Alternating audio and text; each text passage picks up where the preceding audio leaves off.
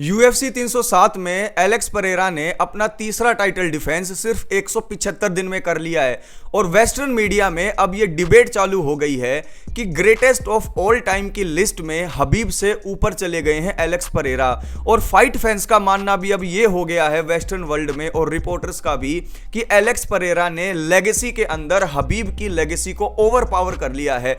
आज की इस वीडियो में आपका भाई उन वेस्टर्न मीडिया पर्संस को और जो ऐसा सोचते हैं कि हबीब की लेगेसी से कहीं बेटर लेगेसी हो गई है एलेक्स परेरा की, उनको मुंह तोड़ करारा जवाब देने वाला है। तो जितने भी हबीब के या फिर इस्लाम मखाचेव के फैंस हैं वो इस वीडियो को लाइक जरूर करें और अपने कमेंट जरूर नीचे कीजिएगा ताकि सामने वालों की आंखें खुल सके, उन्हें पता लग सके कि आप जिस नजर से देख रहे हो फाइट गेम को उस नजर से भी अगर हम देखने की कोशिश करें तो हबीब के आसपास भी एलेक्स परेरा अभी है नहीं।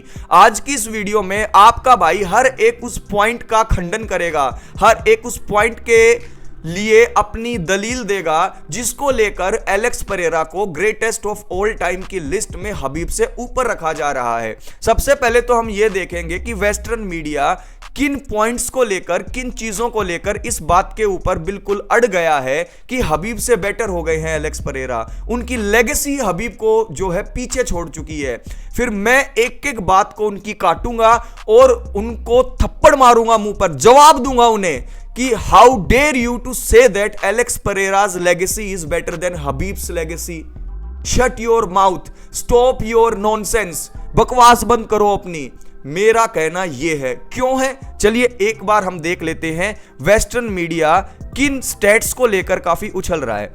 सबसे पहली बात तो एलेक्स परेरा को लेकर यह कही जा रही है कि एलेक्स परेरा यूएफसी की ग्रेटेस्ट ऑफ ऑल टाइम की टॉप 15 की लिस्ट में हबीब से ऊपर चले गए हैं। पहला रीजन यह दिया जा रहा है कि एलेक्स परेरा यूएफसी के अंदर 2 डिवीजन में चैंपियन बने हुए हैं।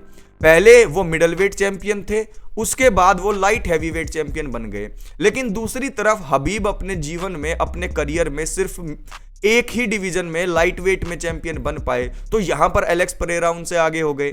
दूसरी चीज ये कही जा रही है कि टोटल टाइटल फाइट्स के अंदर फाइट करने की बात की जाए तो इतने कम टाइम में एलेक्स परेरा ने 5 टाइटल फाइट्स कर ली हैं मिडल वेट और लाइट हैवीवेट को मिलाकर, लेकिन हबीब ने सिर्फ 4 टाइटल फाइट की। पहली टाइटल फाइट टाइटल जीतने के लिए और 3 टाइटल डिफेंस, यानी टोटल मिलाकर 4 टाइटल फाइट के अंदर हबीब आए।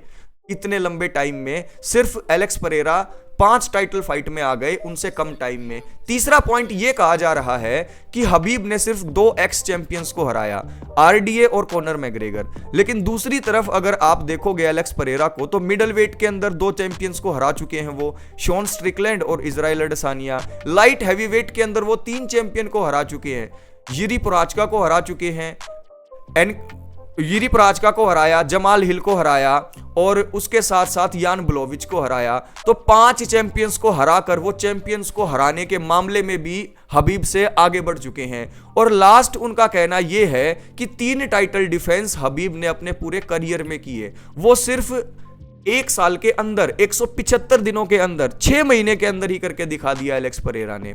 दूसरी बात ये भी कही जा रही है कि एलेक्स परेरा ने एंट्री ली 2021 में, जबकि हबीब 2012 से यूएफसी में है। तो इतने कम टाइम में इतनी ज्यादा अचीवमेंट कर लेना एलेक्स परेरा को आगे पहुंचा देता है, यूएफसी के अंदर हबीब की लेगेसी को ओवर पावर कर देता है। मैं इस बात से एग्री नहीं करता। अब मैं उन लोगों को कुछ ऐसे पॉइंट्स गिनवाना चाहता हूं जिनको आप इन सभी पॉइंट्स के सामने रखेंगे तो एलेक्स परेरा की जो लेगेसी होगी वो ग्रेट तो है लेकिन हबीब के मुकाबले की नहीं है, हबीब के टक्कर की नहीं है। पहली बात यह कि हबीब ने जब यूएफसी के अंदर एंट्री ली तब दूसरा एरा था। यूएफसी हमेशा अपने एरा के लिए जानी जाती है। यूएफसी के उस एरा में जो लाइट वेट डिवीजन था उसके अंदर कंपटीशन बहुत ज्यादा था और यूएफसी की आप हिस्ट्री निकाल कर देख लो, टाइटल डिफेंसेस हमेशा जो हायर कैटेगरीज होती है वहां पर ज्यादा होते हैं। जो फाइटर्स के बीच में स्टैक्ड डिवीजन माना गया है अब तक की हिस्ट्री में, पिछले साल तक, वो है light weight division. Light weight division से ज्यादा स्टैक्ड डिवीजन आज तक कोई नहीं रहा। क्यों? क्योंकि इस वर्ल्ड में ज्यादातर आदमी जिनका जन्म होता है वो जवानी के टाइम पर 155 पाउंड के करीब होते हैं, तो ज्यादातर लोगों का वेट 155 पाउंड होता है। तो यूएफसी के अंदर मोस्ट स्टैक्ड अगर आप देखें डिवीजन तो हबीब वाला ही रहा है, और उस डिवीजन के अंदर हबीब ने एक तरह से डोमिनेंस जो है सामने ला दी थी। हबीब जितना डोमिनेंट चैंपियन नहीं रहा है यूएफसी की हिस्ट्री में अपने डिवीजन में, अगर आप जॉन जोन्स को हटा दो। पहली बात तो हो गई ये। दूसरी बात मैं ये कहना चाहूंगा कि जैसे ही एलेक्स परेरा ने एंट्री ली यूएफसी में, तो यूएफसी वालों ने उनकी मदद की, उनको बिल्ड करने में, उनको टाइटल शॉट पे टाइटल शॉट दिए। लेकिन हबीब ने एक टफ रास्ता अपनाया था। यूएफसी वाले उन्हें टाइटल शॉट देने के लिए रेडी ही नहीं थे, तो बड़ी मुश्किल से मशक्कत करके हबीब ने अपना नाम बनाया, टाइटल फाइट ली, और टाइटल जब वो जीते तो कभी हारे नहीं। तीसरी बात जो इस चीज के ऊपर स्टैंप लगा देती है कि हबीब की लेगेसी एलेक्स परेरा की लेगेसी से बेटर है, वो ये है कि हबीब ऑक्टागन के अंदर अनडिफीटेड हैं। एलेक्स परेरा ऑक्टागन के अंदर हार चुके हैं। ऑक्टागन के अंदर वो किससे हारे थे? अडसानिया से हार गए थे। लेकिन क्या कभी आपने हबीब को हारते हुए देखा है? हबीब ने अपना जो करियर फिनिश किया है वो अनडिफीटेड रह के किया है, लेकिन एलेक्स परेरा अपने करियर में 2 बार हार भी चुके हैं। तो कई चीजों में एलेक्स परेरा बेटर हो गए हैं हबीब से, और वो इस वजह से हुआ है क्योंकि उन्हें अपॉर्चुनिटीज मिली हैं इस चीज को करने के लिए। हबीब को वो सब अपॉर्चुनिटीज कमानी पड़ी, उनको एकदम से प्लेट में सजाकर, थाली में सजाकर टाइटल शॉट नहीं मिले जिस तरीके से मिल गए एलेक्स परेरा को। एलेक्स परेरा मिडल वेट में नॉकआउट होकर सिर्फ एक फाइट करते हैं लाइट हैवी वेट में, और उसके बाद उन्हें टाइटल शॉट मिल जाता है। इस टाइम पर यूएफसी के पास कोई ऑप्शन नहीं है। चार्ल्स ओलिवेरा अब चैंपियन नहीं है, तो अब किस चैंपियन को वो ज्यादा भाव देंगे?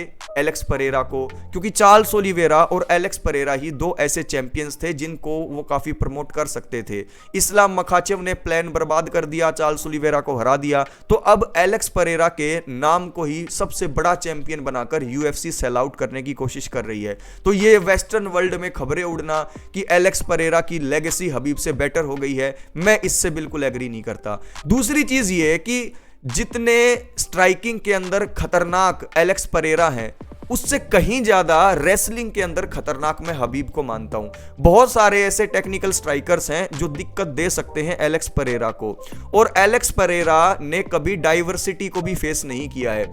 हबीब ने अच्छे से अच्छे स्ट्राइकर्स के खिलाफ फाइट की है, जस्टिन गेची हो गए, माइकल जॉनसन हो गए, लेकिन यहां पर एलेक्स परेरा ने किसी भी टफ रेसलर के साथ एक भी फाइट नहीं की है।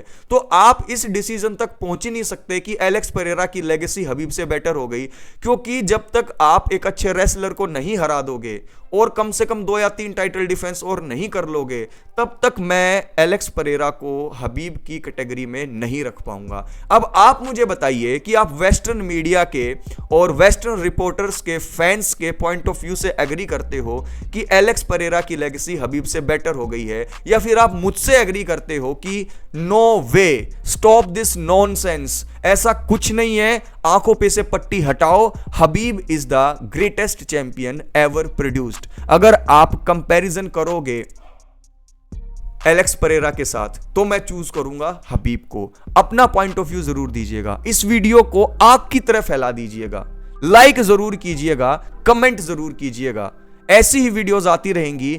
इस्लाम मखाचेव और इलिया टपूरिया के बीच में भी फाइट फिक्स होने के चांस हो गए हैं बहुत ज्यादा यूएफसी 308 के बाद। उससे रिलेटेड एक वीडियो शाम को आने वाली है, जिसको वो देखनी है वो भी चैनल को सब्सक्राइब जरूर करें। टेक केयर, ख्याल रखें।